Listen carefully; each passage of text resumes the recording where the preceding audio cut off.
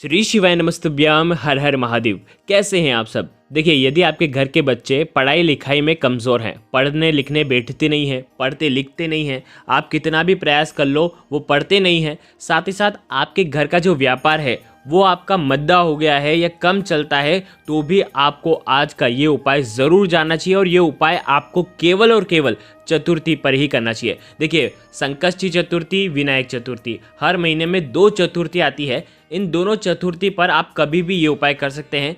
चतुर्थी तिथि होती है गणेश जी को समर्पित। गणेश जी के निमित्त कुछ ना कुछ हमें उपाय करने चाहिए ताकि हमारे घर में बुद्धि, ज्ञान, विवेक की प्राप्ति हो और हमारे घर में किसी भी प्रकार का विघ्न हो, संकट हो, बाधा हो, वो दूर हो जाए। तो ऐसे ही कुछ उपाय आज की इस वीडियो में हम आपको बताने वाले हैं। पूज्य गुरुदेव की ही कथा सुन करके समझाने का पूरा प्रयास करूंगा कि किस प्रकार से आपको ये दुर्लभ उपाय करना है जो कि गणेश जी को प्रसन्न करेगा। विशेषकर चतुर्थी पर अगर आप ये उपाय करते हैं तो ही ये लाभकारी होते हैं। अगर चैनल पर पहली बार आए हैं तो वीडियो को लाइक करें और गणेश जी की कृपा प्राप्त करना चाहते हैं तो चैनल को ज़रूर सब्सक्राइब करें। देखिए, बहुत ही आसान सा उपाय है। आज के इस वीडियो में हम आपको विशेषकर 3 उपाय बताएंगे। देखिए, 3 उपाय बिल्कुल अलग हैं। 9, 7, 5 वाला उपाय है, बिल्कुल आप समझ जाएंगे। देखो, सबसे पहला उपाय जो सदाबहार उपाय है, जो पूज्य गुरुदेव अपनी कथा में बहुत ही सुंदर तरीके से इस उपाय को बताते हैं। पहला उपाय जो आपके जीवन से कष्टों को हरेगा, संकटों को हरेगा। आपके बच्चे के ऊपर किसी भी प्रकार का कष्ट है, संकट है, अगर वो टेंशन लेता है, किसी समस्या में है, तो वो समस्या दूर होगी। बहुत ही आसान सा उपाय है। किसी भी चतुर्थी पर ये उपाय आप कर सकते हैं। ठीक है, आपको क्या करना है, भगवान शिव के मंदिर में जाना है।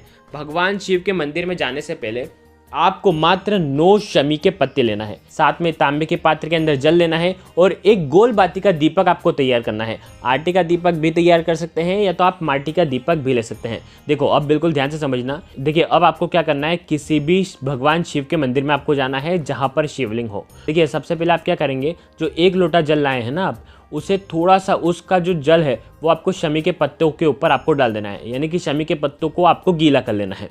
आ गई आपको बात समझ में। देखिए, अब इस उपाय को बिल्कुल ध्यान से समझना। जो तांबे के पात्र के अंदर जल है वो आपको सबसे पहले भगवान शिव के ऊपर श्री शिवाय नमस्तुभ्यम का जाप करते हुए आप अर्पित कर दें। देखिए, बहुत सारी जगह ऐसा होता है कि शाम के समय जल अर्पित नहीं करने देते, तो आप जल अर्पित मत करना, लेकिन ये उपाय आपको करना है।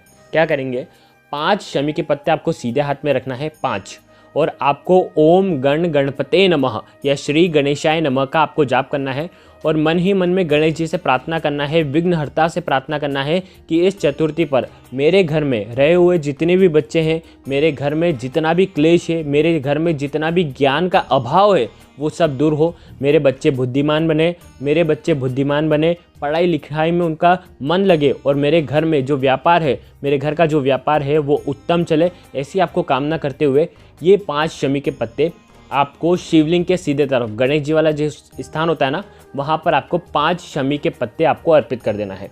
आगे आपको बात समझ में। अब आपके पास है 4 शमी के पत्ते। ठीक है, 4 शमी के पत्तों में से 3 शमी के पत्ते लेना है। अब ये 3 शमी के पत्ते श्री शिवाय नमस्तुभ्यम का जाप करते हुए, मन ही मन में भगवान शिव का स्मरण करते हुए, बुद्धि, ज्ञान, विवेक की प्राप्ति हो, ऐसी कामना करते हुए ये 3 शमी के पत्ते आपको शिवलिंग के ऊपर अर्पित कर देना है। आ गई आपको बात समझ में। 5 आपने गणेश जी वाले स्थान पर कर दिए, 3 आपने शिवलिंग के ऊपर कर दिए। अब 1 शमी का पत्ता है, वो आप जैसे ही मंदिर के बाहर निकलेंगे तो मंदिर के बाहर निकलते हुए चौखट जो रहती है मंदिर की, चौखट के उल्टे तरफ, यानी कि जैसे मंदिर से बाहर निकलेंगे तो उल्टे हाथ तरफ आपको ये 1 शमी का पत्ता रखना है और उसके साथ में आपको ये गोल बाती का दीपक प्रज्वलित करना है। ठीक है, गोल बाती का जो दीपक होगा वो घी का दीपक होना चाहिए और वहाँ पर आपको पास में बैठ जाना है और आपको मयूर ध्वज का स्मरण करना है, नाम का स्मरण करना है, भगवान मयूर ध्वज का। बस इतना सा उपाय आपको चतुर्थी पर करना है।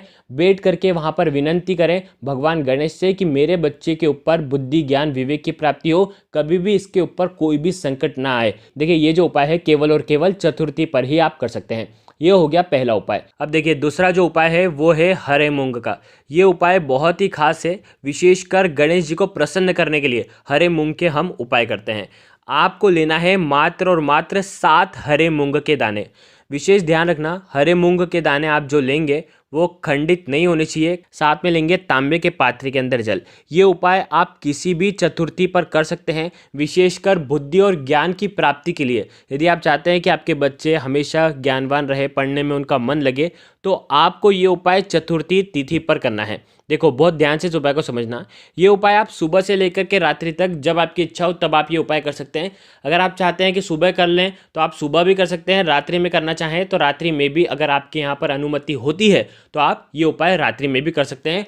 और जो लोग ये पूछते हैं कि ये उपाय हम घर पर कर सकते हैं, तो विशेषकर आप ये उपाय घर पर नहीं कर सकते। देखिए, ये जो उपाय है केवल और केवल आपको मंदिर में ही करना है। देखिए, आपने ले लिए 7 हरे मूंग के दाने और साथ में तांबे के पात्र के अंदर जल। चतुर्थी तिथि पर उस पर थोड़ा सा शुद्ध जल आपको डालना है और उसके बाद ये जो 7 हरे मूंग के दाने हैं, इसमें से केवल चतुर्थी पर 4 हरे मूंग के दाने आपको सीधे हाथ में लेना है और श्री गणेशाय नमः या ओम गण गणपते नमः इस मंत्र का जाप करते हुए आपको 4 हरे मूंग के जो दाने हैं वो आपको गणेश जी वाले स्थान पर, यानी कि भगवान शिव के सीधे तरफ गणेश जी का स्थान होता है, वहां पर आपको 4 हरे मूंग के दाने आपको अर्पित कर देना है। आ गई आपको बात समझ में?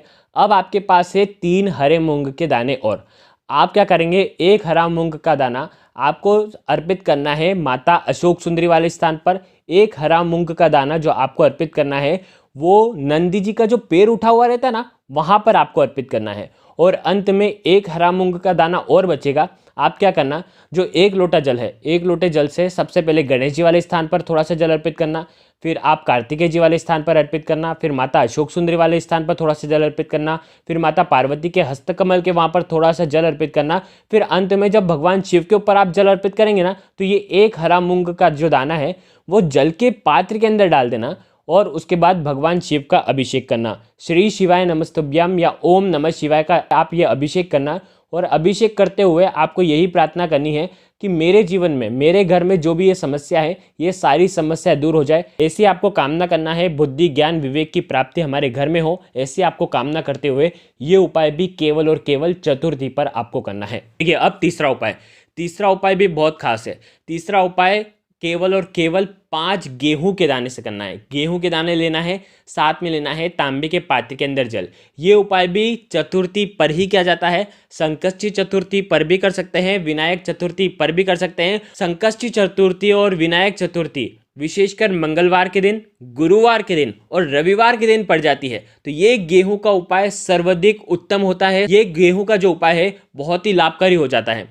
तो ये उपाय कैसे करेंगे, ये भी बुद्धि ज्ञान विवेक के लिए है। क्या करना है आपको, 5 गेहूं के दाने पर ध्यान रखना, गेहूं के दाने भी खंडित आपको नहीं लेने हैं। 5 गेहूं के दाने पर थोड़ा सा तांबे के पात्र का जल जो है थोड़ा सा आपको अर्पित कर देना है। थोड़े से ये जो गेहूं है ना, ये गीले हो जाने चाहिए। आ गई आपको बात समझ में? अब आपको क्या करना है, भगवान शिव के मंदिर में जाना है। ये भी उपाय सुबह से लेकर के रात्रि तक जब आपकी इच्छा हो तब आप ये उपाय कर सकते हैं। ठीक है, क्या करेंगे, 4 गेहूं के दाने आपको रखना है भगवान शिव के शिवलिंग के सीधे तरफ। जिस प्रकार आपने हरे मूंग रखे थे, जिस प्रकार से शमी पत्ते रखे थे, उसी प्रकार से ये भी 4 गेहूं के दाने ओम गण गणपते नमः इस मंत्र का 11 बार जाप करके या श्री गणेशाय नमः का 11 बार जाप करके 4 गेहूं के दाने आपको गणेश जी वाले स्थान पर, शिवलिंग के सीधे तरफ गणेश जी का स्थान होता है, वहां पर आपको 4 गेहूं के दाने अर्पित कर देना है। ठीक है, अब आपके पास है 1 गेहूं का दाना और, ठीक है, और साथ में है तांबे के पात्र के अंदर जल।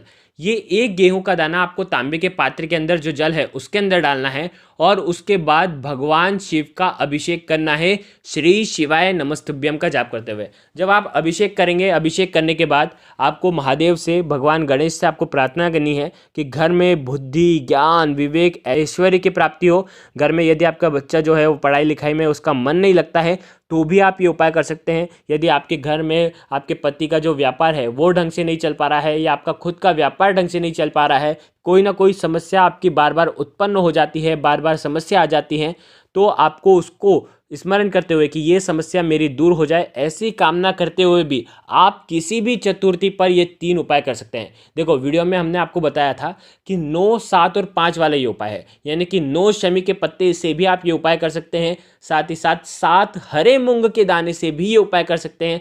साथ ही साथ 5 गेहूं के दाने से भी आप ये उपाय कर सकते हैं। ये तीनों उपाय हमने आपको एक ही वीडियो में बता दिए ताकि आपको कोई भी कंफ्यूजन ना हो और आप बिल्कुल सरल तरीके से ये उपाय शुद्ध रूप से आप कर पाएं। बहुत ही आसान तरीके से बताने का प्रयास किया है। अगर आपको कुछ भी चीज़ समझ में ना आए तो कमेंट में पूछ लेना, गलती नहीं करना है। श्री शिवाय नमस्तभ्याम। हर हर महादेव।